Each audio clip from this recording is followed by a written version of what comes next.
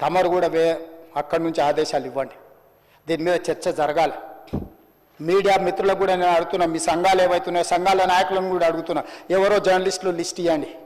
Journalist అనే పదానికి definition ఏందో ఇవ్వండి, ఆ లిస్ట్ ఇవ్వండి.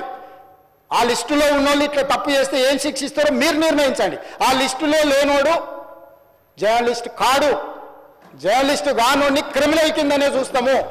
ఆ క్రిమినల్స్ని ఎట్లా జవాబు చెప్పాలనో గట్లనే చెప్తాం. ముసుగేసుకొని వస్తే ముసుగు ఊడవికి బట్టలు గుడ్డలు ఊడదీసి కొడతా అని చెప్తున్నా. నేను తమాషా చేయొద్దు. నేను కూడా మనిషిని, నాకు చీమునెత్తురుంది. అన్నిటికీ బరాయించుకుంటే తప్పులని అన్నిటిని మోసుకుంటే ఏదో కుర్చీలు ఉన్నా కాబట్టి ఊరుకుంటా అనేమన్నా ఏషాలు వేయదలుచుకోరాం. అన్ని చట్టపరంగానే చేస్తా. చట్టాన్ని పరిధి నేను దాటను. ప్రతిదానికి ఒక శిక్ష, ఒక విధానం ఉంది. ఏది కూడా పరిధి దాటను, ఎందుకంటే నేను ముఖ్యమంత్రిని. చట్ట పరిధిలోనే అన్ని శిక్షలు ఉంటాయి. జర్నలిస్టులకు కూడా నా సూచన, ఎవరు జర్నలిస్ట్